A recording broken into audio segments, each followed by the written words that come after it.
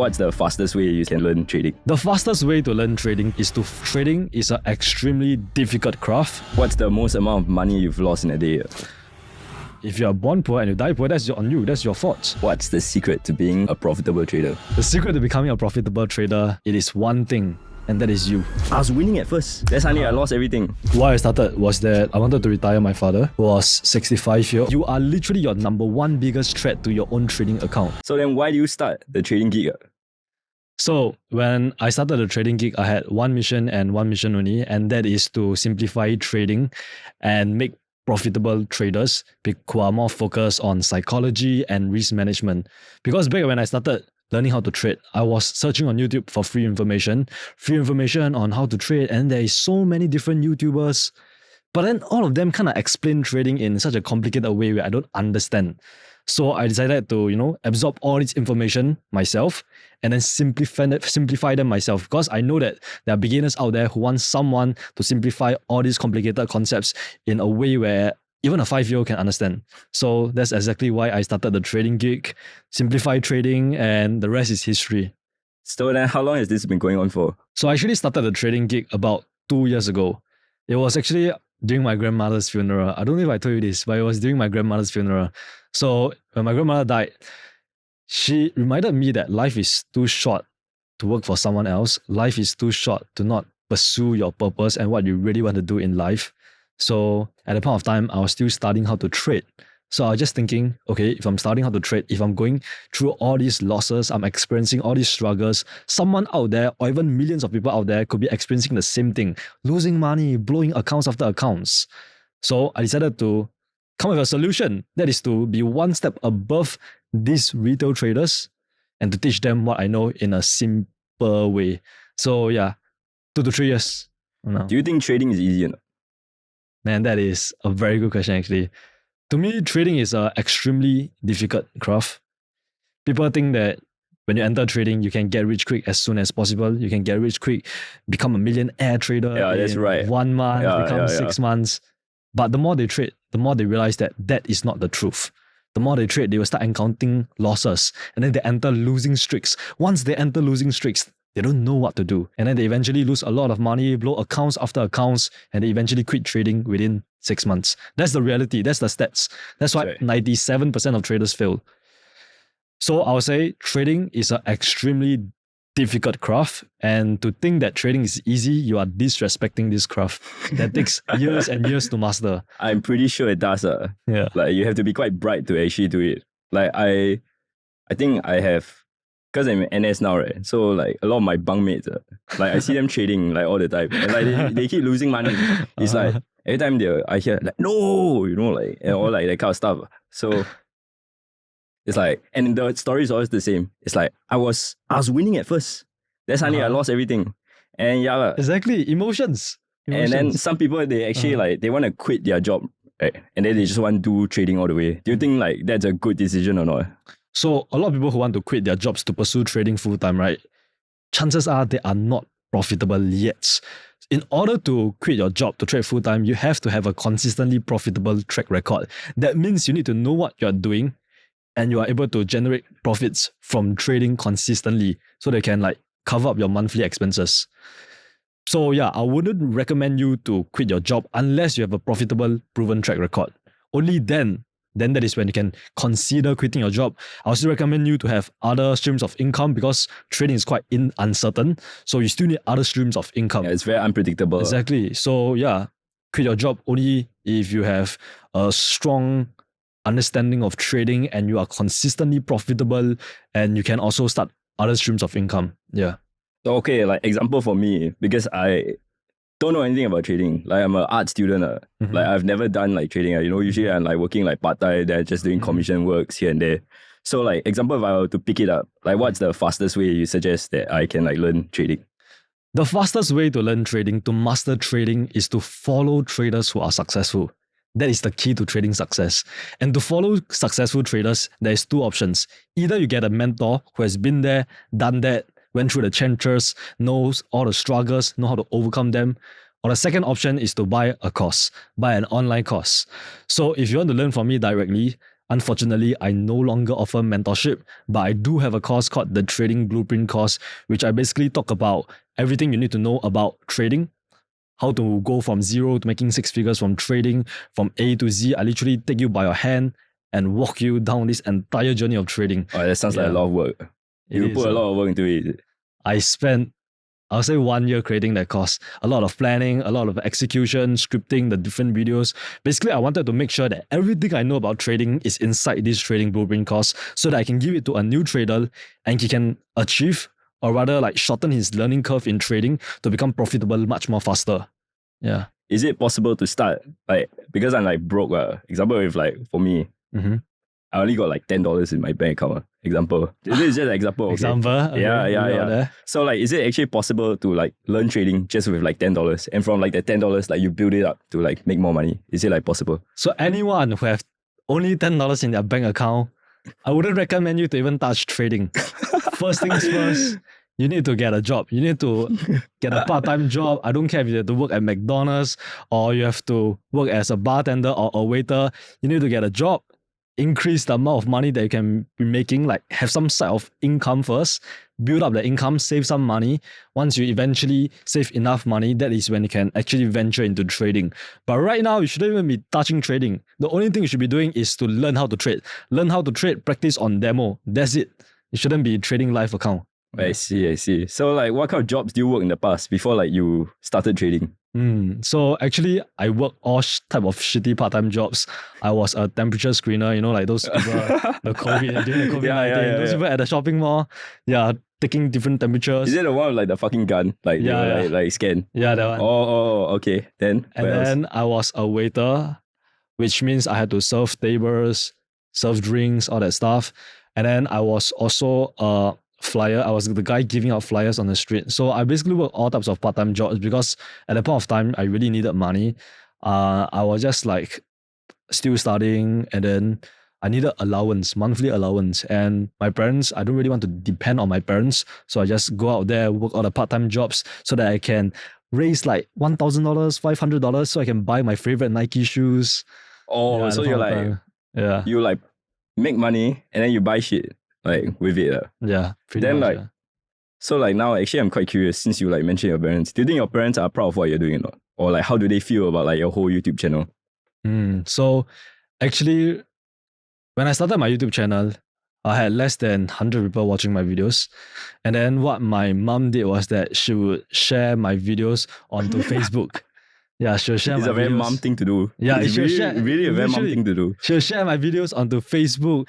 And then the thing is, all her friends speak Chinese and I speak English in my videos. So the friends don't even understand what am I saying. Oh my. Okay, I see. Yeah, but she was just being supportive. And yeah, so eventually when I hit my first 100K subscribers after 1 year or so, she was really quite happy for me because I'm doing what I love.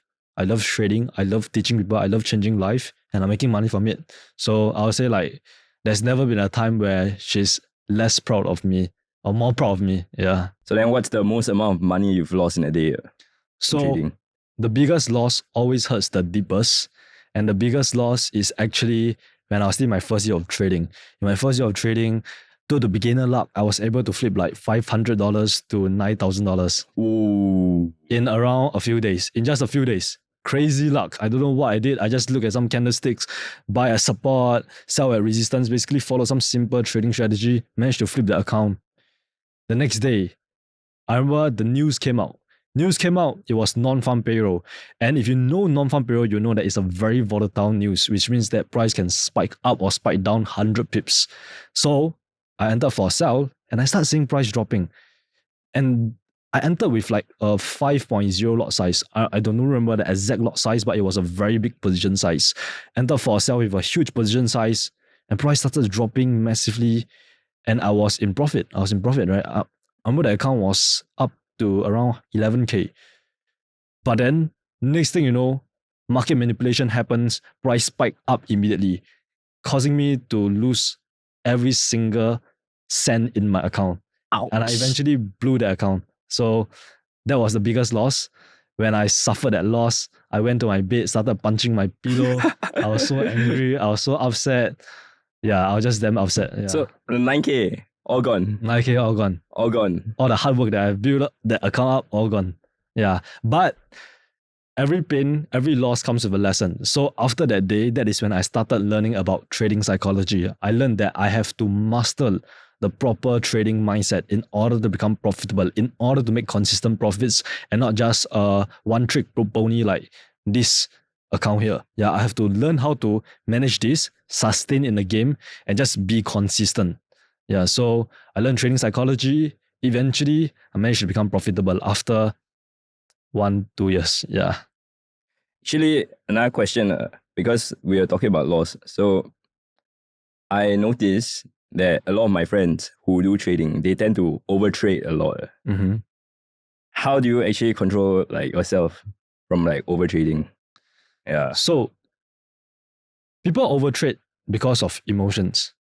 And you overtrade either because you want to make back the money that you have lost, or you have won a bit of money and you want to continue the winning streak. And these two problems lies in one major problem, that is not having a daily or a weekly goal. So how I fix overtrading is that what I do is that I will aim to make about 5% or rather 10% in 1 month. In 1 week, maybe about 1-2%. So I aim to make 1-2% this week. And when I eventually hit that 1-2%, I make about 1% of my profit this week on Tuesday, let's say. I'm done trading for the week. I'm going to rest until the next week, then I continue trading again. That is the key to solve overtrading, right? Is to basically set a goal, set a profit goal or a loss goal. On the other hand, let's say I set a loss goal of 1%. So when I lose 1% on Monday, I'm going to take a break from the charts, recharge my mind so that my mind can be clear before I make any rash decisions and enter any random trades out of like my foolish emotions. So that is how you can really prevent overtrading. Were you a student actually when you started trading? So yes, I was actually studying real estate business. I still remember it was my first year in Polytechnic, which is a mix between university and high school for those people who doesn't live in Singapore. How I started trading was I had this best friend, one of my closest friends. He told me, hey bro, do you know that you can actually make money trading currencies? It's like trading stocks, but it's trading currencies. So I was like quite curious, but then I never really like dive deep into it. I never really venture and learn about it. I just brush it off. And then the next year, 1 year later, I went to this secondhand bookstore. I was searching for new books to read, and I came across this one book called 10 Essentials of Forex Trading.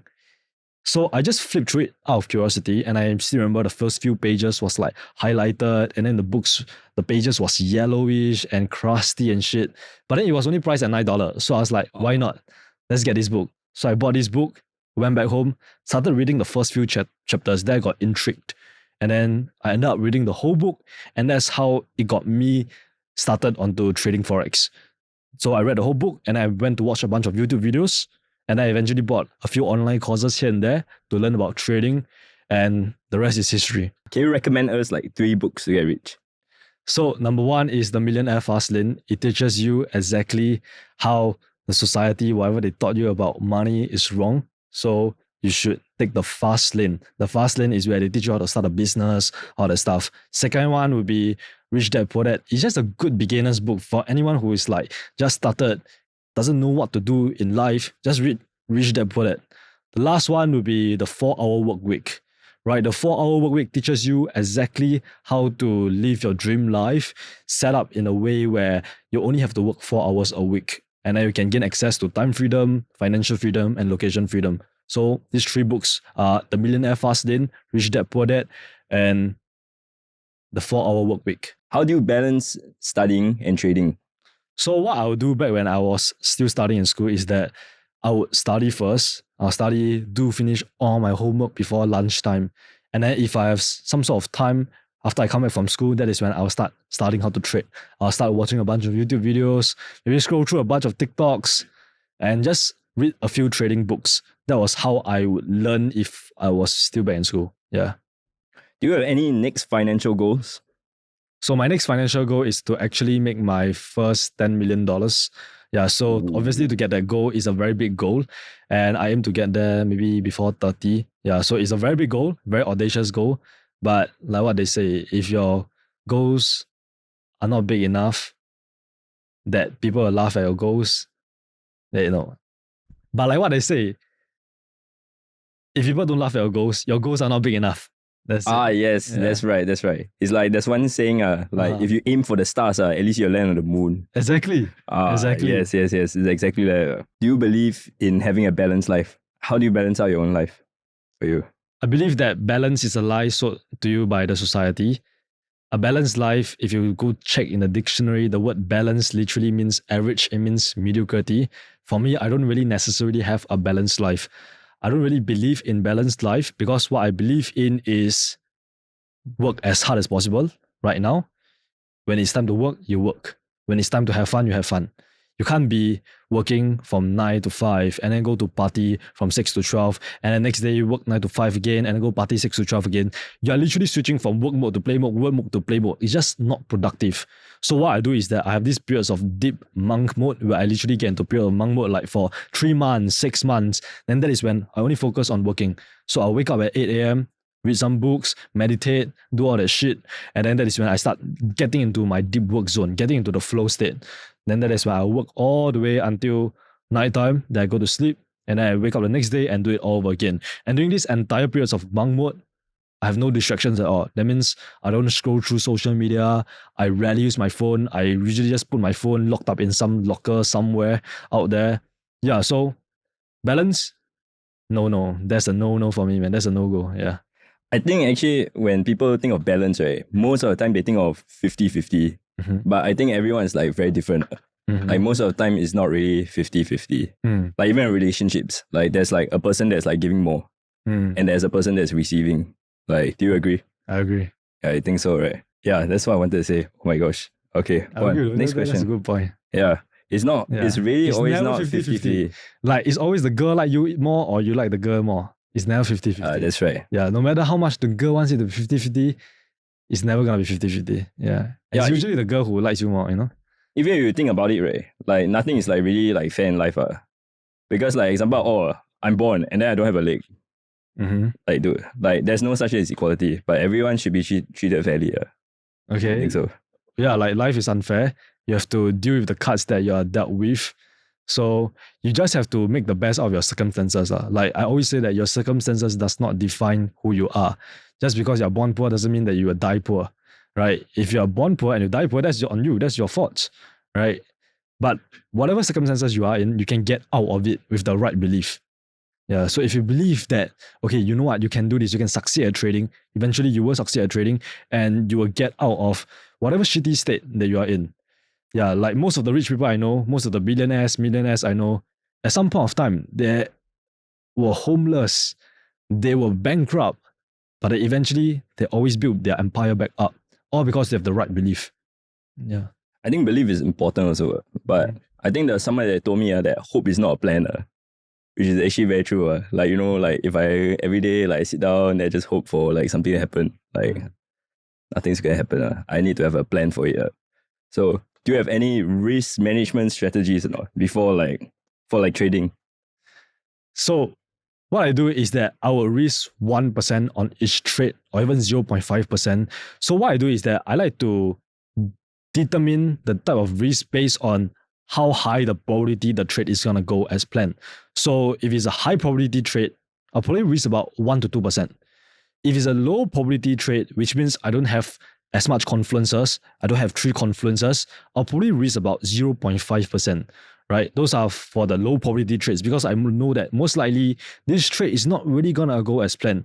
And chances are, if you have been trading for so long, you have this gut inside you that tells you whether you know this trade is going to go as planned or not. Yeah, it's what we call subconscious pattern recognition or something like that. Yeah, but trust the instinct. Yeah. For you, did you have a mentor that you looked up to? So actually, I didn't really have a mentor when I started trading. But what I did was that I bought a few online trading courses and I started studying all these different trading courses. After my 9 to 5 job, I come back home, tired as hell. I'll just sit at my desk all alone in my room and just take down some notes from the trading courses. And from 6 to 12, I'll just be doing that, studying trading and then looking at the charts, analyzing the charts, backtesting my different trading strategies. yeah, so I didn't really have a mentor, but I wish that I had a mentor, because if I had a mentor, it would shorten my learning curve so much, and I would have someone that I can turn to when I'm in trouble. Yeah. What's the secret to being a profitable trader? The secret to becoming a profitable trader is not technical analysis, it's not fundamental analysis, it's not risk management. It is one thing, and that is you. That is your mindset. Your mindset is so critical in trading because you are your biggest enemy. In trading, it's just you and you alone. It's you versus you. When you go onto the market and you open up your laptop and you stare at the charts, it's just you versus you, right? You are literally your number one biggest threat to your own trading account. Because one wrong emotion, you can literally blow your entire account, wipe out all the money. That makes a lot of sense. That actually makes a lot of sense. Exactly. It's like gambling. It's somewhat like gambling. Yeah. Somewhat like gambling. If you can't control your emotions, you don't have a clear mastery of your emotions, and you let your emotions take over you, you'll just lose money and continue to lose money over and over again. Yeah. When is it enough for you to retire? To me, I don't really believe in retiring, because to retire, that means you must really hate your job. You must really, really hate your job in order to retire. You know what I mean? Yeah. Yeah, you know what I mean? Yes. Right? Like, I don't want to retire because I love what I do. I'm young, filled with testosterone, filled with ambition, have a strong drive to accomplish more in life. So most likely, I won't retire. I just want to continue doing what I do, change more life, make the world a better place. But what I'll do is that maybe I will start slowing down, taking a little bit more chill approach, maybe when I'm in my 50s. Yeah. Or maybe after I make my first $10 million. Yeah. Where do you meet like-minded traders? So to meet like-minded traders, you need a community, right? A community is where you're able to surround yourself with other successful traders, other traders who want to succeed as bad as you. And then together you can become profitable traders together. So that is when I have a Discord server called the Trading Tribe, which you can join for free. Literally for absolutely free, you can join the tribe and then you can share and discuss trade setups with each other. You can jump into voice calls. Sometimes we even have like lectures by some of our students where we literally teach people how to trade for free. So join the Trading Tribe, link in the description. What's one piece of advice you give to someone who just started trading? I'll say to have the right mindset is to change the way you think about losses. Because at the start of trading, you would think that losses are bad. You would think that all failure is bad. Losses are bad. Losses cause you to lose money. It's just a bad thing. But eventually you will realize that trading is just like a serious business. And in a serious business, there is profits and there is also expenses. And losses are just business expenses. But of course, there's two types of losses. There is your bad losses and there's your good losses. Bad losses are the ones where you trade based on your emotions, you don't follow your trading plan, you don't follow your risk management plan, and just anyhow go into the trade blindly. Good losses are the ones where you follow your plan, you use the correct position size, and then you end up still losing that trade, which happens, right? Because the market is unpredictable. So determine which type of loss is it. Is it a bad loss or a good loss? And then based on this, continue doing what you're doing, which is following your trading plan, following your risk management plan, but never try to have a bad loss. Having a bad loss is just shit, and you need to try to keep your bad losses to a minimum. So change the way you think about losses. Losses are not necessarily bad. If you follow your trading plan, you follow your risk management plan, and you still end up losing that trade somehow, even though you have all the confluences in the world, it is still counted as a successful trade in my playbook. Yeah. Last time, did you use a prop firm or did you use your own real money? So for a prop firm, I actually tried a few prop firms. I tried FTMO, I tried my Forex funds. Yeah, actually these two only. So what I'll do is that I'll buy a prop firm challenge at the start of my trading, and then I will always fail the challenge because it's so goddamn hard, right? Like there's a certain profit target that you must meet, and then there's a daily drawdown that you can't exceed. But then over time, I just realized that I failed those challenges because I did not practice proper risk management. I was not disciplined enough with my trading. So obviously, I'm going to fail those challenges. And how these prop firm challenges benefit is when you fail. When everyone who purchased the challenge, they fail the challenge, guess what? The fee is not refundable and then they profit. And that is how, or rather why prop firms exist in the first place. So right now, I'm trading my own capital because I've managed to build up a certain amount of capital that is sufficient to last me inside the market and to make consistent profits from it. So prop firms or real money, or rather your own money, I recommend you to actually use prop firms as a way to test your discipline, to test your risk management. But don't see it as like a permanent solution, because as you know, there's a whole drama between my Forex funds right now. They are getting shut down and all that stuff. They are not refunding their customers. They are not allowing their customers to withdraw their profits. Yeah, so at the end of the day, like I said, you shouldn't rely on other companies to help you in trading. You have to build up your own capital and then trade with your own capital. So yes, 100% you can use prop firms to build up your own capital with the profits that you have earned from your prop firm, put inside your own trading account. And that is when you can build that up by yourself. Yeah, then eventually you build your own trading empire, something that you'll be satisfied with, that you're content with. Yeah. What kept you motivated for so long? Having a strong why. Having a strong why definitely helps, because when times get tough, and times do get tough, you remember why you started in the first place. For me, why I started was that I wanted to retire my father, who was 65-year-old, and he was still working as a real estate agent, selling houses, barely making any means because he can't speak English. In Singapore, you need to speak English in order to sell. And that is why he's barely making about $1,000 per month. That's why I started trading, right? Because I wanted to retire him. I wanted to bring him travel all around the world, bring him to nice restaurants, basically give him a very good, nice and comfortable life. So I had that strong why in mind when I first started. So whenever I encountered any kind of setback, I never once gave up. I always kept pushing, kept going, because I knew that one day I'll succeed. And when I do succeed, I'll give my dad a very nice, comfortable life. And another why was that I wanted to give my kids a life I never had. Growing up, if you know, I live in like this small little 2-bedroom apartment, filthy apartment, very cramped, and my mom will always get scolded if she wants to go downstairs to the hawker center just to order a packet of chicken rice, because that was how poor we are, and we have to wear second-hand clothes. Ooh. Yeah, so we had to wear second-hand clothes, and just because like we literally didn't have much money. At the point of time, my dad was still a cleaner and he was also a masseur. So growing up, I just didn't have access to a lot of things that normal kids do. If I do want to buy a new toy, my mom would say no.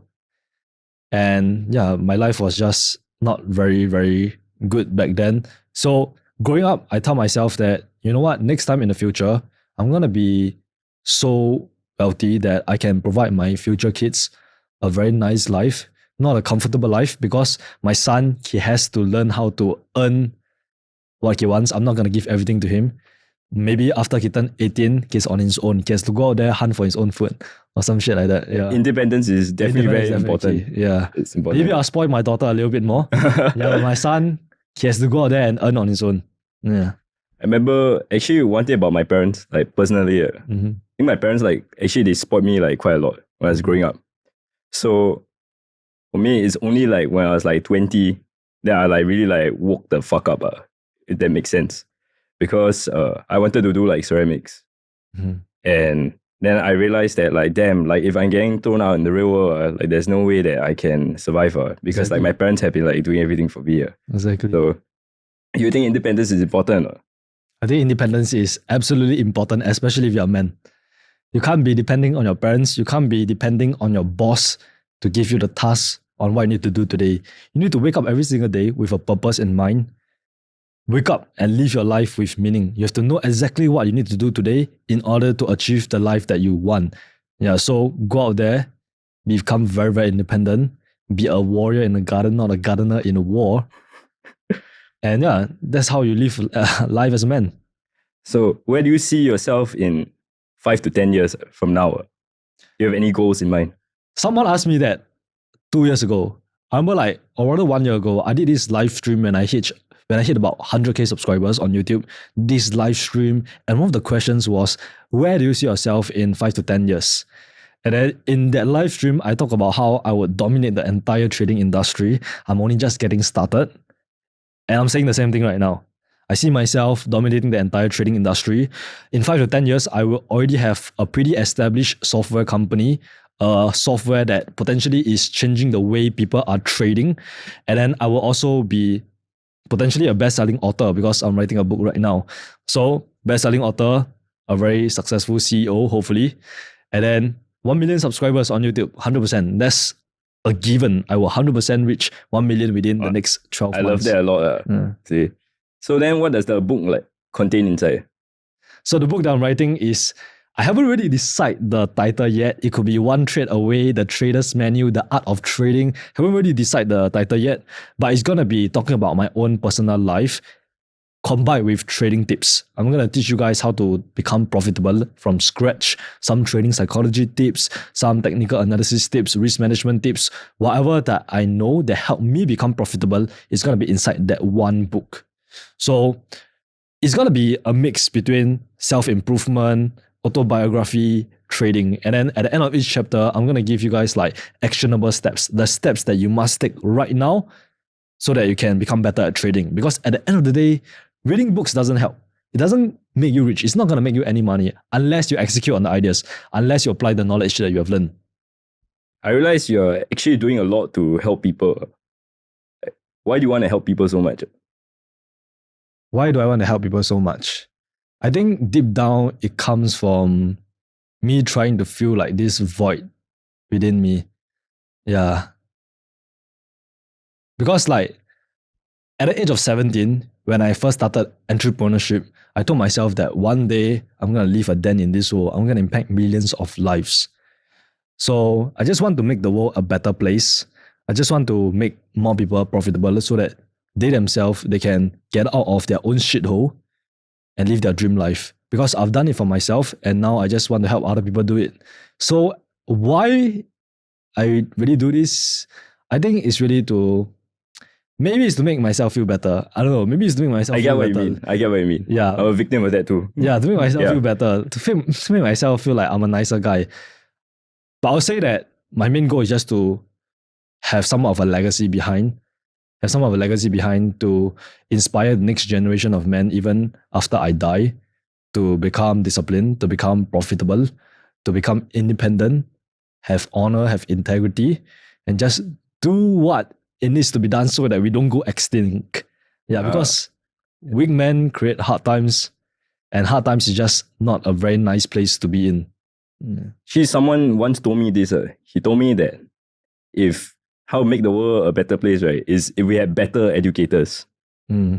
Like when I look back, it's really very true. Because it's a whole vicious cycle. Right? You have parents that are badly educated. Then they make like badly educated kids. When I say educated, it's not like in like the teachers. I'm so smart in maths, like that kind of education, but talking about emotional and all that. And then after that, they get together with also people who are badly educated. And then the whole cycle will just keep on repeating. So I think what you're doing is it's really good, man. Respect to you. Respect. Yeah, there are certain things that I teach on this channel that they don't teach in school. Your parents doesn't teach you. Things like how to be disciplined. Things like how to start trading. How to manage your money. How to grow your money. All these things they don't teach in school, but often it's the most important things that you must understand in life to succeed in life. Yeah, but school they teach you what? Math, science, which doesn't help you in the real world. In the real world, there are certain soft skills that you need to master in order to thrive. Things like speaking, things like listening, things like writing, how to get attention, all this stuff, they don't teach you in school anymore. Yeah. Do you think listening is important? That's the reason why we have 2 ears and 1 mouth.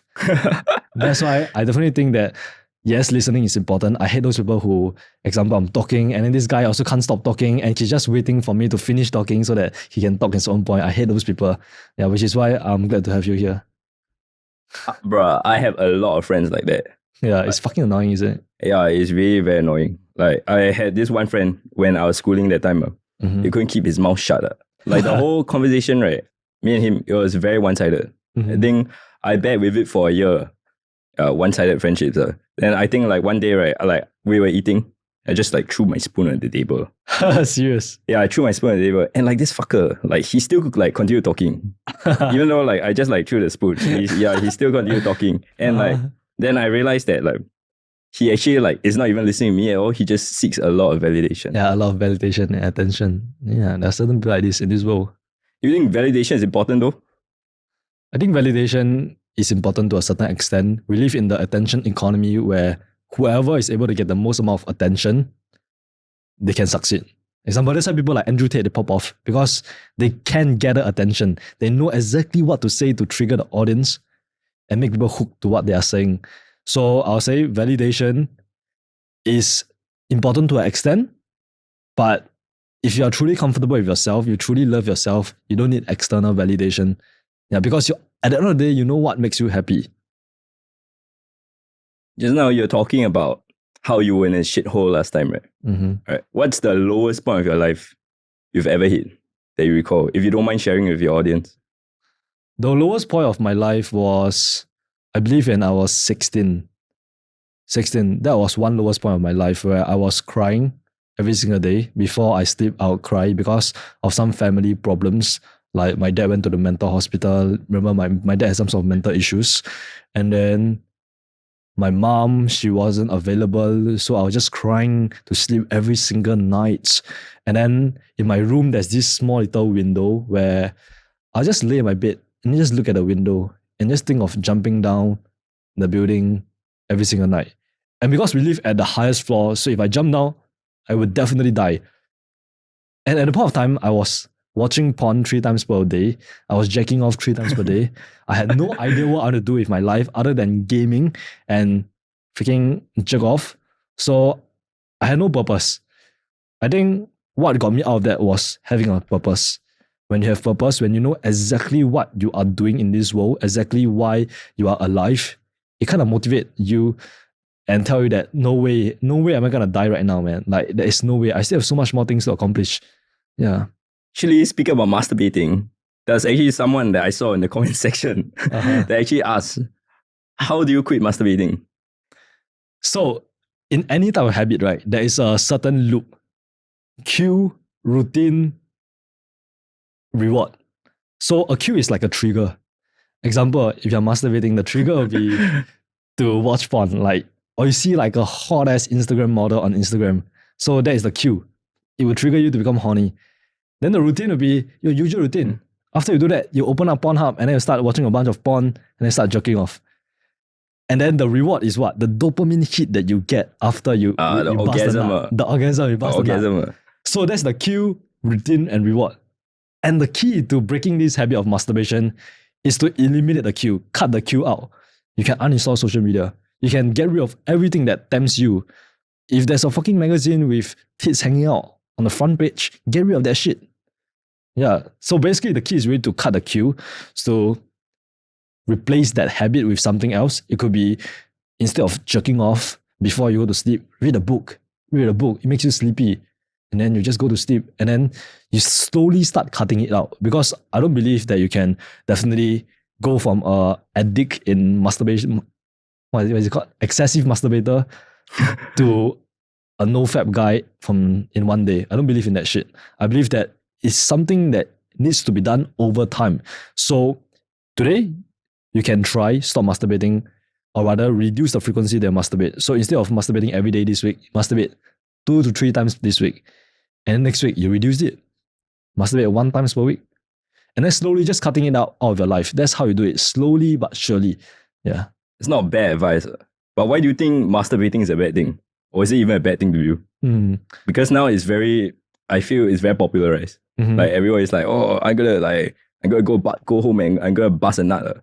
100%. Like there are literally schools in the United States where they have sexual education lessons where they teach kids how to masturbate. Oh, that's fucked up, man. Yeah, that's fucked up. That's fucked up, bro. Yeah, I'll say that masturbation, it kind of is an agenda that government want to do to keep men weak. Because when you bust a nut, right, that means that you have already achieved everything you have wanted. When you go and watch porn, you can have access to all these women which you don't have access to in real life. That's the whole point you went to watch porn in the first place. So by busting a nut, you will have this feeling of accomplishment where you have already accomplished everything that you want in life, and it makes you lazy, it makes you weak, it makes you docile, it makes you want to just continue laying the bed and maybe go to sleep. That is killing men. Yeah, because you have to understand, semen is like, literally has the power to create another organism, another human. Makes sense. So if you keep on busting it, losing it, you're killing your motivation, and you won't have any motivation to work at all. And if you can't work, you're just gonna stay as a weak, dependent man who's always depend on the government. So I'll say that's my little theory. Yeah. Actually, I think it all boils down to self-control. Self-control is a very important thing. 100%. Definitely is. Okay, not gonna lie, like I'm still like kind of like low-key addicted to it. So then, but for you, how long have you like not done it for? How long have What's I your not streak? Yeah, masturbated? what's your like highest streak? Probably about, wait, now is September. Probably about 6 months. 6 months is actually a really long time. Yeah, it is. 6 months is really a months. very long time. Yeah, but 6 months ago, like I kind of like relapsed because I broke up with my ex-girlfriend. So I kind of got into it. And then I got back on track and I just never done it ever again. Yeah. Wow, that's very good. Yeah. Actually, I'm curious. What's your dating life like? So I used to date multiple women. So I would have like girl A on Tuesday and then girl B on Thursday. But over time, I realized that to become successful in life, you just need one woman. That one woman who is by your side, supporting you in the trenches, keeping your belly full, and just always supporting you, regardless of whether you are rich, whether you are broke, and just always by your side, nurturing you and loving you. And I guess that's what I want right now, but I'm still looking for it. That's why I'm still single. So if you're watching this and you're a girl, just, yeah. Since we are talking about dating, right? There was a question actually that I saw when I was scrolling through the comment section. Like, what is love to you? To me, love is about not just accepting each other for who we are, but also trying to help each other to accomplish their goals. Example, today, if I want to start a business and my girlfriend, she's not supportive of it. She wants me to stay in bed all day and cuddle with her and not work on my business. That is not love. That is selfishness. That is selfishness. Yes, She's just being definitely. selfish. Yeah. So to me, I'll say that love is also a contract where you sign up to commit to each other. That means that you and her can decide how long you want this relationship to last. At any point of time, if you decide to end that thing, then that is not really love. Maybe it's love, but it has faded away. So I'm going to be honest and tell you that I only love one person in my life. I only have like one girlfriend that I really love, and that's my most recent ex. And to me, now that I realize it's not even really love, it's more of like an exchange of attention. Oh, So I understand. Honestly, I'm the guy who is honest, so I'll admit that I don't really know what is love. I don't, because maybe I haven't experienced it myself yet, but maybe sooner or later I will, and then that is when I will give you my answer. Someone actually told me something very true. Like, he asked me, do you love your friends or not? Then I was a bit confused. Like what defines love? But I think it all boils down to one thing, responsibility. Simplify it. Like, you love your parents, right? Yes. You feel responsible for them, right? I feel responsible for them. Yes. To me, that's love. Like, love is like a lot of things, if you think about it. A lot of emotions, like commitment, there's like the commitment aspect. Then there's like emotional, then there's physical and like all that kind of thing. But it all just boils down to responsibility. That's a good answer though. Yeah, and I think the greatest form of love, right, is when you feel responsible for a stranger that you're not even connected to. Like, example, like I could like just leave this guy like alone, and my life wouldn't change at all. But like you choose to like help him. So, to me, that's what love is: responsibility. Yeah, there's actually two types of love, right? Conditional love and unconditional love. Conditional love is where you love each other, but you expect like something.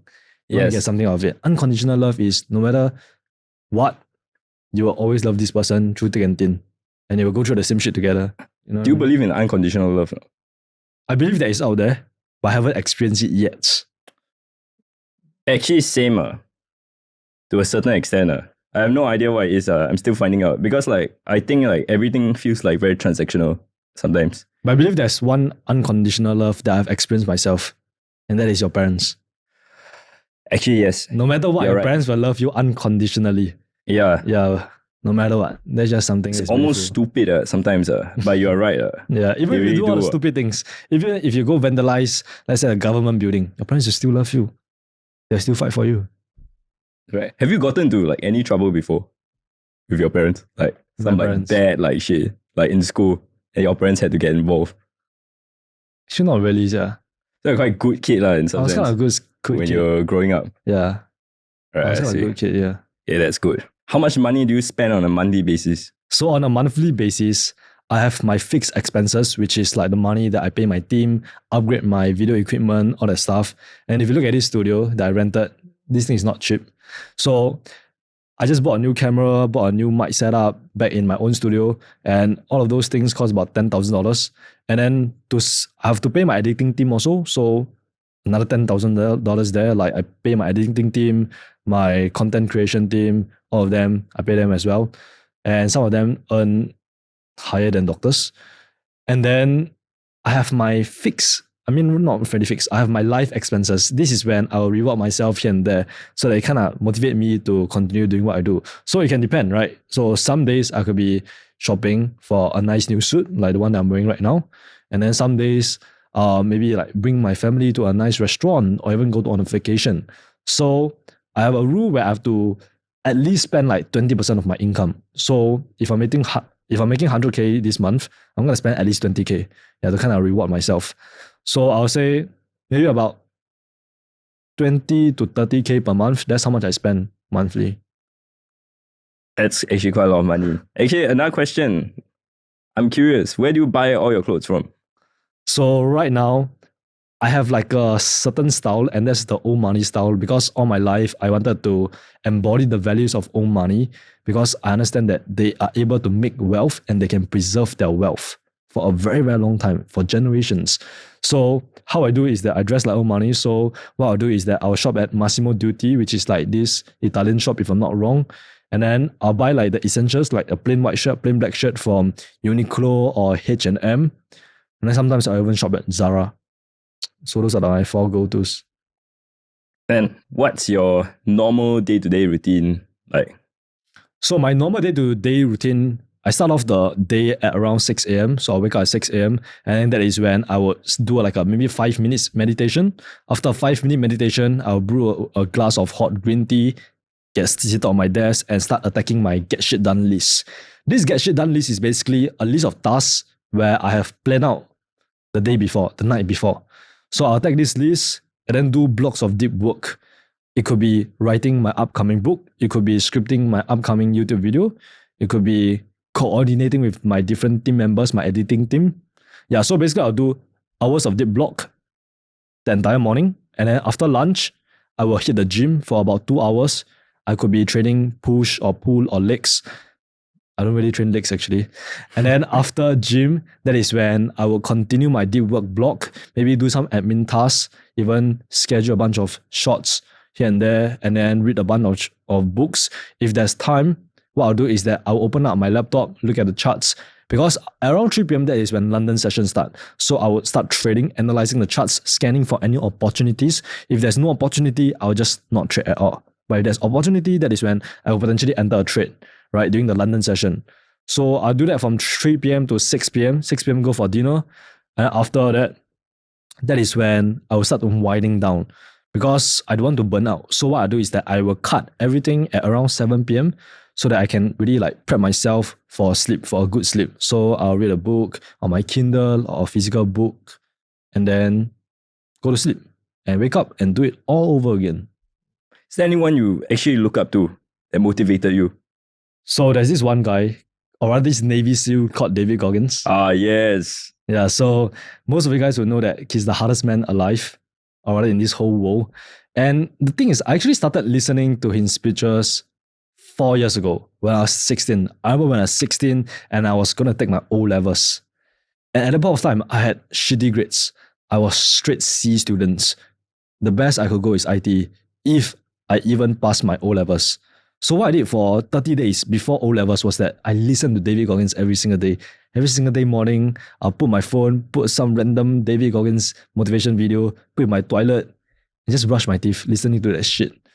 And that shit motivated me so much. It gave me so much motivation that I started studying every single day for the 30 days leading up to O-levels. And eventually for O-levels, I did not get the best grades, but I managed to get a nice normal grade so that I can go to Polytechnic. I really went to IT. And then after Polytechnic, I still continued listening to David Goggins. I remember there was this time where I bulked way too much. So I became about 80 kg or Wow. 70 kg. Oh my gosh, I cannot 70 kg. imagine. Yeah, you I was being like 80. I was like huge. I was fat. I was chubby. I had acne all over my face. It's not because like you lifted weights, right? It was it's because like yeah, because I it's ate a lot of fat. junk food. Yeah, I was dirty bulking and shit. Yeah, so I was 70 kg.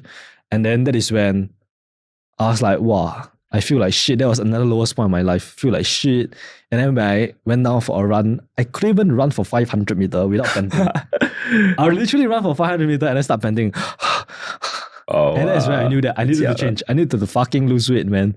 So same thing. I put on my David Goggins audio, started working out. What I do is that I'll hit the gym. After hitting the gym for 2 hours, I'll go for a run for 30 minutes. And I do that for about 3 months. And I managed to cut until 65 kg. 3 months. Then what was your diet like? My diet was actually like, I would do intermittent fasting.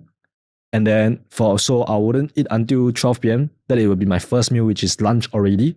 And then I will hit maybe start doing some work and then maybe drink a protein shake in the afternoon. And then at the dinner, I just eat dinner and that's it. I wouldn't overeat. I will keep my diet very, very clean, limited to just vegetables, chicken breast, salmon, lean beef, all these things. See. And now we go to a bit more personal stuff. I'm ready, man. So for you right now, do you think you're happy with your life? I wouldn't say that happy is a word because I don't believe that we are supposed to be happy in life. I don't think that life is supposed to be rainbows and sunshine every day. I believe that life is about fulfillment to me. To me, life is about fulfillment. It's about going out there, changing life, make the world a better place. So there are days where, yes, I do feel happy, I feel peaceful. But then there are days where I feel like shit, but I still work anyways. Because what I'm looking for is fulfillment. It's not happiness. So I agree with you. For me, I put purpose over pleasure, duty over desire, and happiness is the last thing on my mind. Because whether I feel like it or not, I wake up, I do my work, and I end off the day. Whether I feel sad, angry, or shit today, I wake up, do my work, and I call it off the day. Yeah. Someone actually told me that happiness shouldn't be your life goal because happiness is very circumstantial at the end of the day. It's fleeting. Yeah, it's like, oh, now I have this watch. Mm-hmm. I feel like so happy, you know. Mm-hmm. Yeah. But once this thing is gone, like example, I won't feel happy anymore. Exactly. So it's very circumstantial. So when I hear a lot of people, they tell me like, oh, you know, I want to be happy in life. Like I think to myself like, wow, nah, bro, that's not gonna work out for you. It's definitely not gonna work out. Just don't be a bitch, man. Like, why would you want to be happy in life? I think like one thing that I admire about you is you have like your YouTube channel. So that keeps you very motivated. I have a duty. I have duty to serve. Yeah. Yeah. So at least when you wake up like today, you know what you're gonna do. No, I have to do this, to do that. Which is I think a thing that a lot of people nowadays they don't have. I think it's very fleeting. That's called discipline. Yeah. You think discipline is painful or not? For me, discipline... Was it painful for you? Any hard things you do are painful at the start. At the start, you have to overcome this resistance to do the hard things. Like, let's say it's your first day going to the gym. You'll be like, oh my God, it must be so embarrassing. There's so many people watching me, so maybe I should just stay at home. Or maybe another day where, oh my God, today is tired. I did run 3 km yesterday. I feel tired, so I don't feel like it. So maybe I just stay at home. Discipline is the ability to go to do the hard things anyways, whether you feel like it or not. So when people ask me, how am I so motivated all day? I always tell them the same thing. I choose discipline over motivation. I choose duty over desire. That means that whatever things that I do today, I do it even when I feel like it or not. Because this helps to build the little discipline muscle. And confidence comes from keeping the promises you made to yourself. If you make a promise to not hit the snooze button, you better damn well not hit the snooze button. You better wake up and live your life with purpose. If you make a decision, you make a promise to yourself that you're going to go to the gym so they can lose 10 kg, then you better damn well get your ass off and go to the fucking gym. So that is discipline, right? So yes, discipline is painful at the start. But eventually, the hard things that you do at the start, you will start getting easier because you got this thing called momentum. And momentum just keep on pushing you forward. And the hard things eventually becomes a habit.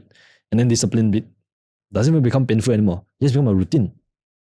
A lot of people say that there's the matrix, you know, and all that. So I want to ask first, what's the matrix to you?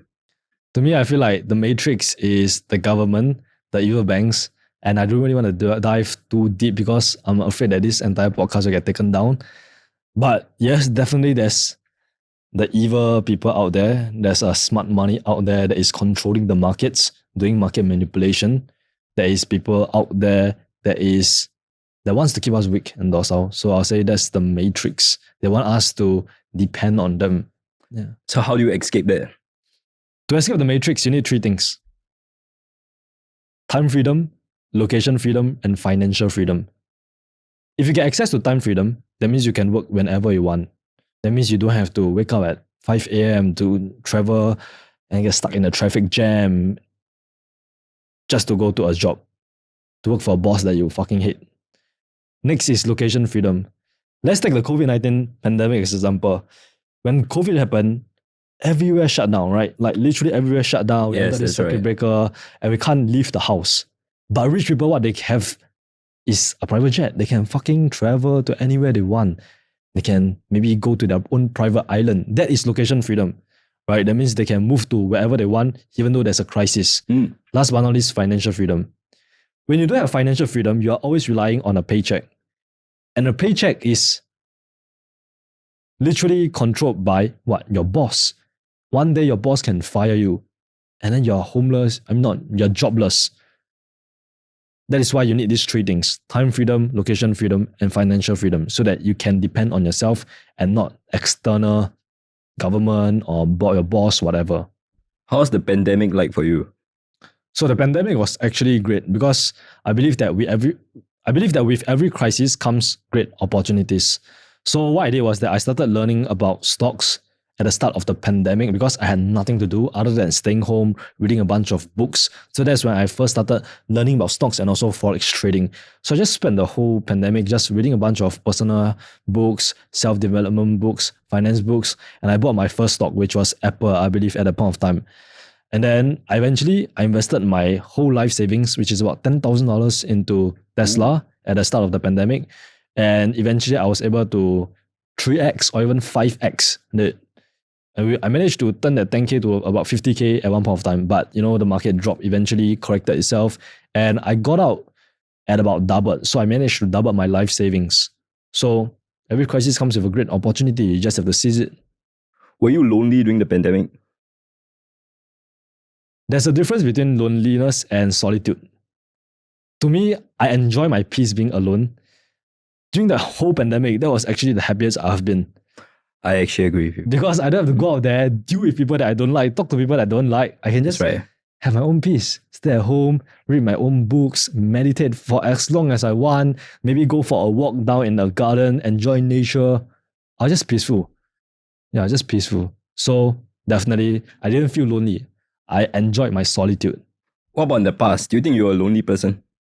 100%. Like, I grew up as an introvert. That means I wouldn't be able to speak in front of a camera. I remember in primary school, I would be called onto the stage for public speaking, and then I would actually wet my pants. I would actually be so scared that I wet my pants. And then when I do go out onto the stage, I can't speak a single word. And growing up, I always have this problem with stuttering, where I wouldn't be able to talk fluently. I would always be able to stutter, what, hello. That's literally how I talk. Tourette's. Yeah, literally, that's how I talk, because that's how my father talks. My father stutters a lot. If you give him a call right now, he'll say hello 10 times. Yeah. So basically, over time, I learned to overcome these challenges by doing it more, by speaking more, practicing in front of the camera, practicing in front of a live audience.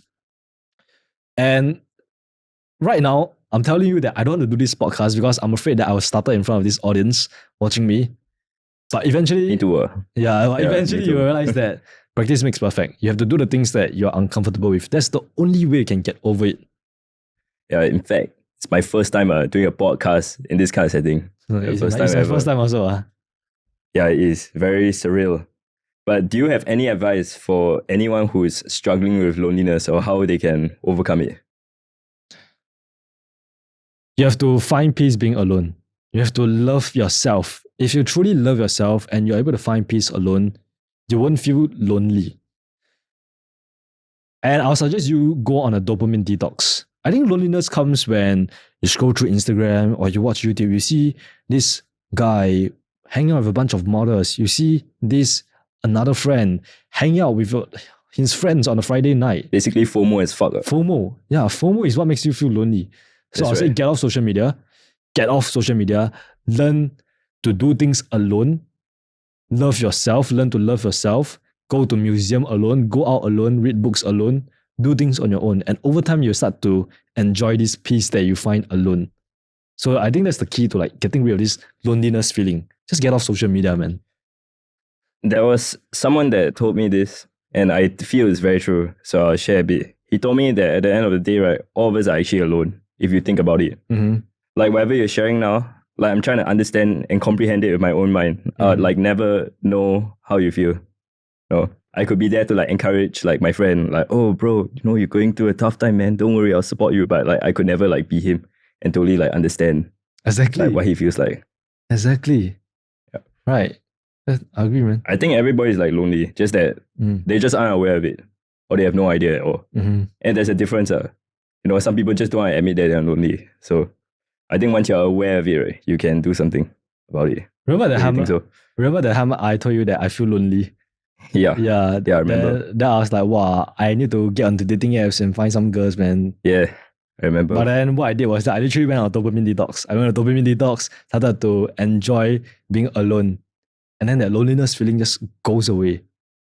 Yeah. I used to be FOMO as hell last time, but it was because of my childhood. So I used to get bullied a lot when I was younger. Mm-hmm. When I was younger, I used to be lonely. So I used to get bullied a lot. Then when I hit secondary school, I tried to become friends with everyone. And like it worked, you know. I was like super sociable as hell. But I find like strength in groups because like I used to get bullied a lot. So then when I realized that, right, like it made me feel okay with being alone. Like, you know, like I couldn't even go to like a shopping mall alone last time. I'll be thinking like, oh my God, like, wow, like everyone is looking at me. Like, who the fuck's this loner? Like, yeah. I get what I mean. Because like I couldn't even eat alone in some random restaurant last time. Yeah. And talking about bully, like I also got bullied in school. Yeah, actually I wanted to ask you about that. Were you bullied in school last time? So growing up, I was always the smallest in class. I was the shortest. I was also the skinniest. I was the lightest in class. So, you know, when you take class photos, right, the shortest guys always go to the front and I will always be at the front. Since young, literally since the day I was born, I will always be at the front. And being this small size, there tends to be people who likes to bully you and pick on you. So in primary school, there was this kid who literally picked on me. Secondary school, there was one of my best friend actually kicked me in the face. Ooh. And then there was strangers. I remember on the bus ride home, right? There was literally strangers who sat behind me and slapped me in the face because I was in this secondary school that's filled with a lot of gangsters. After secondary school, I knew that I had to be strong.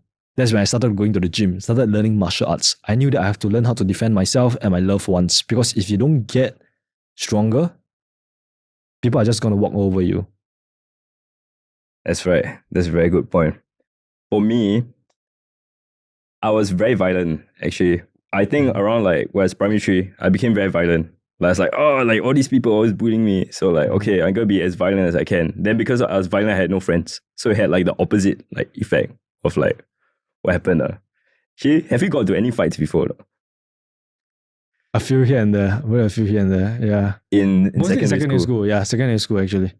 Is it with the guy who kicked your face? No, he was like bigger than me, so I didn't dare to go after him. So when I reached like Sec 4, right, I remember there was this guy annoying the fuck out of me at the basketball court. Yeah, he was just being a punk to me. So I decided I just punch his stomach. Just punch his stomach. Do you get into trouble with the discipline master? No, not really. Because my school, right, there was so many more guys that is more fucked up than me. That literally is like filled with gangsters. The school is controlled by gangsters, by the way. Yeah. What's like the most like screwed up shit that happened in your school that you remember? Oh my God, is this throwing chair accident? Yeah. Throwing chair? Yeah, there was this guy who literally take a chair and then throw at the other student and just throwing chairs around. Oh, like literally take a chair and slam at the other student. Oh, that's kind of fucked up. Yeah, and it was a whole viral video. Yeah, it was a whole viral video. Hey. Another question. If you could live anywhere in the world, where would it be? Singapore. I wouldn't live anywhere else other than Singapore because I thought of moving around. I thought of moving to Europe. I thought of becoming a digital nomad where I travel to Thailand and live there for 1 month, and I travel to Bali and live there for another 6 months. I thought that. But then I realized that if I do that, I'll be away from one of the things that I treasure the most, and that is my family. I asked my family before where do they want to move, and they say they want to stay in Singapore because it's safe, it's secure. There's no natural disasters, there's no terrorism. I would say Singapore is one of the safest countries in the world. 100%. It's one of the safest countries in the world. That's why I would literally just stay in Singapore with my family and I'll live a happy life. What's your type of girl? So to me, what I want is a girl that is feminine, a girl that is family oriented, and she must be pretty, of course. Like, looks matter to me. I'm not even gonna lie on camera right now, but she must be someone good looking, feminine, family oriented, and she must be able to be super supportive. That means that if I have a mission to accomplish, she needs to leave me alone so that I can focus on mission. And then I'll come back to her and be present with her and love her, cuddle with her, all that stuff. But first, I need to complete my mission. So I need a very understanding and supportive woman. And then lastly, I need a woman who can cook, man. A woman who can cook is like quite talented, right? Like Cooking, yeah, a woman who cooking. can cook, yeah. Yeah, That's my that's type. important. Yeah. Yeah, there. At the end So, of the day. got any like crazy stories with crazy girls? Or not? Okay, I'm thinking whether I should share this online. Okay, maybe not, maybe not. Yeah. Okay. Then what's the secret to getting women? The secret to getting women is not to find a secret to getting women. It's to focus on yourself.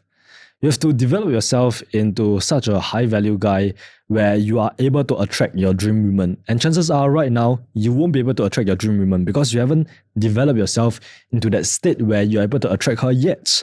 So right now, your one goal is to invest in yourself, focus on yourself, develop all 4 areas of your life: physical, mental, financial, spiritual. You need all these 4 areas of life level up first. Then that is when you can even worry about women. Because the last thing I want is my daughter to get together with a guy who does nothing but watch Netflix and jacks off all day. Yeah. So develop yourself into a high value man first. Naturally, the women will come. But first, you have to do the work. Then do you what like defines like a high value man? I believe that what defines a high value man is not necessarily the car he drive or the house he live in. It's about certain core values like respect, integrity, honor, discipline, confidence. All of these things are core values that anyone can develop if you really want to. So those are the main traits of a high value man, in my opinion. I don't really believe that a high value man is to have multiple women, drive a Lamborghini, live in a big mansion. None of that. It's all about your core values. Shit, if you had a girlfriend, right? Or like a wife, would you prefer it if she works like outside also? I want my wife to be a housewife, honestly. I mean, if she wants to be a teacher, go ahead. I don't mind. I want her to do what she loves at the end of the day. But if she has nothing better to do, then she can be a housewife and she can depend on me. I'll work as hard as possible to maybe support her, make sure that she's well fed, make sure my son and my daughter is well fed. And ultimately, at the end of the day, I just want my wife to be with my kids, take care of my kids. Yeah. How many kids do you plan on having? 1 boy, 1 girl. Probably 1 boy, 1 girl. Yeah. 1 boy, 1 girl. Do you think kids are a heavy responsibility or not? 100%. I think kids are definitely the heaviest responsibility you can have. Imagine you are a father who isn't always there for your kid. Your kid is not going to turn out very well. I've seen this from first-hand experiences. Those parents that neglect their kids often turn out to be either super fucked up, who doesn't have morals because they are not raised properly, or they are super successful. They are super ambitious because they have figured things out by themselves. So I believe in the importance of having a father being there when you are raising your kid. Yeah, it's definitely very important. Think about it, right? It's actually quite scary having kids. Don't you think so? It is. Sometimes I think myself, if like my kid turned out to be a pedophile or like a murderer, like can I live with it? Uh-huh. Yeah. Yeah, I think a lot of like people, they expect a lot from their kids, or they have kids for a wrong reason. It's like, oh, so cute, like Yeah. 1 to 5 years old, so cute. Yeah. And like suddenly when they become 10 years old, they become like a hellspawn. Yeah. Start like running around and shit. Start like stealing stuff. Exactly. There are some fucked up shit in China where the parents will literally throw their kids onto the streets just because like they are not well behaved. Yeah. I Which see. is super fucked up. Yeah. And what do you want to be remembered for? I want to remember as a guy with honor, a guy with integrity, a guy with discipline. Basically, I want to remember for like, okay, to me, right, if I die, to me, I believe that everyone's gonna die. And there's no such thing as legacy because if you die, you won't remember that people are remembering you because you are literally gone from the world, right? So what I want to be remembered for is ultimately my character. A very good character, a very strong character who's not afraid to stand up for the weak, who's able to leave others better than I found them, who's able to choose to do the hard things over the easy things, to choose the path of most resistance, and a guy who did everything he can to raise his family, to provide for and protect his family. That's the guy that I want to be remembered for. That's right. Does money bring happiness? There's a misconception where money brings happiness. Money doesn't necessarily bring happiness. What money does is that they solve money problems. Example, let's say right now you're homeless. Then having money, giving you money will definitely make you happy because you can buy a new house. And then you can be comfortable. But I truly believe that once you surpass 10K per month, you don't really necessarily need more money. More money is good, but it doesn't really make you feel more happiness. The state of happiness is relatively like the same after 10K per month. So more money actually equals to more problems. Because right now, I got a team to manage now. I got more responsibilities to shoulder. And then I also have more people to take care of, right? So more money brings more problems. But definitely, I'd rather have money problems than not having money. Yeah. Someone actually told me that money actually amplifies your character. Do you think that's true? Yeah, 100%. If you're a selfish motherfucker, when you eventually make money, you just have it all to yourself. For me, I'm the opposite of that. I don't believe in that. So what I do is that, okay, I'll bring my family to nice dinners. I'll bring my dad to wherever he want to go. And then sometimes I even chip in a little bit of money to the charity, right? All of these things make a difference in this world. Yeah, so to me, money is kind of worthless, honestly. I don't really believe in the value of money. I believe that money is all around the economy, is abundant, it's not really valuable. All you need to do is to grab it. Once you figure the formula to grab it, it's worthless. That's right. If you could master one skill right now that you suck at, what would it be? Boxing. Boxing. Yeah, definitely boxing. I think that boxing is one of the hardest sport in history because boxing is kind of like chess. But then at the same time, you have to learn how to control your energy, control your stamina. That's what makes it so hard. You have to kind of predict what's the opponent doing also, whether he is going for a right hook or a right jab, and how to defend that. It requires a lot of coordination, hand, eye, leg coordination, and requires a lot of skill. And it's just like trading. It's a skill that takes very, very long to master. And that's why I really respect people who box really well because it's an evidence that they have put in the work to do what's necessary to master that craft. Actually, you know Andrew Tate, right? He used to be a boxer. Yeah, What do you think of him? I think some things I agree with what he say. Actually, honestly, I agree with majority of the things he say because majority of the things he say make sense. It's just that he say it in a way where it pisses people off. So, yeah, he always advocates like how men must be more masculine, women must be more feminine. That's true, right? There is masculine energy and then there is feminine energy. Masculine energy is the one that's going out there, going after his goals, waking up every day with purpose. Feminine energy is more of family oriented, nurturing, loving. So you must understand the balance between masculine energy and feminine energy. And then if you're a man, you should have more of a masculine energy. If you're a woman, you should have more of a feminine energy. Because a very feminine woman will attract a very masculine man. You will attract your counterpart. So by understanding this concept, then that is when you can figure out what type of women you will attract and what type of women you'll get. Another question that one of the subscribers asked is, what car are you driving? To me right now, I actually don't have a car because I don't believe in owning a car at this state of my life, because if I buy a car right now, it'll just be parked at my house because I rarely leave my studio, I rarely leave my home. So there's no point of having a car. Like right now, I can buy my dream car if I want. I can buy a G-Wagon, I can buy a Lamborghini, but there's no point of owning it, right? Why do I want to buy it? Just to impress other people that I don't like. So Makes sense. ultimately, I'll say that I don't really necessarily need a car right now. But in the future, if I do need a car, maybe when my business expands, I need to meet some clients, need to travel around, networking, whatever, that is when I will purchase a car. You're actually very practical. Do you think that's important or not, to be a practical person? I enjoy the simple things in life. Yeah. It's nicer.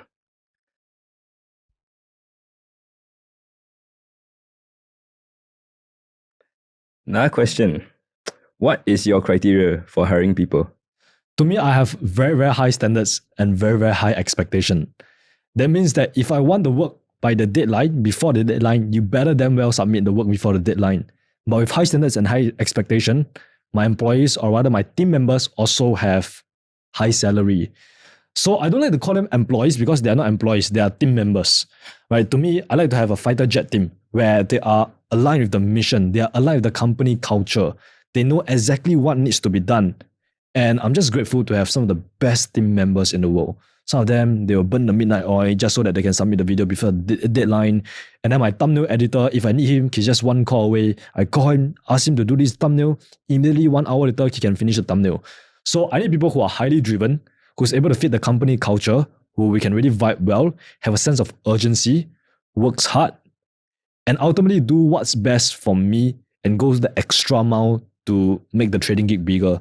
Yeah, so that is my criteria for hiring people. When you first started, right, were there any like bad experiences with your editors or anyone like that? I remember I hired an editor on Fiverr for maybe $50 to edit my video, and it was absolutely the worst video I've ever received in my life. How come? Because you get what I pay for, right? It like looked like came out of wish.com. Yeah. That fucker literally anyhow edit my video and then just give me a piece of crap that I literally didn't ask for. I was so bad that I wanted a refund. Then when do you realize you needed to start hiring people? I realized I need to start hiring people when my channel hit about 1,000 subscribers. Actually, I think it was Dominic, my main video editor. He actually sent me an email. He told me that, hey, do you need help editing your videos? And I was kind of intrigued because I already get emails at the point of time when I only have 1,000 subscribers. And since then, I hired him and he has been working for me since then when I had about 1,000 or 10,000 subscribers. And Dominic is literally my right-hand man, and I wouldn't have it any other way. He submits the video before the deadline, he edits really, really well, he understands the mission, and he literally burned the midnight oil just to submit the work. Yeah, which is something that I really respect the most of Dominic. It's important to have reliable people in your life. Honestly, it's very important. I agree. No, there's someone that told me something. Like everyone in your life is here for a different purpose. Like, like this guy, he's good at editing videos. You wouldn't really trust him with like something else. Mm-hmm. Like example, if you ask him about ceramics, like just an example, like the editing guy wouldn't know jack shit about anything about it. Mm-hmm. It's like how everybody is like placed in your life for different reasons. Do you agree with that? I agree. And what do you look for in friends? For example, in people when you first meet them? For me, I don't like to surround myself with losers.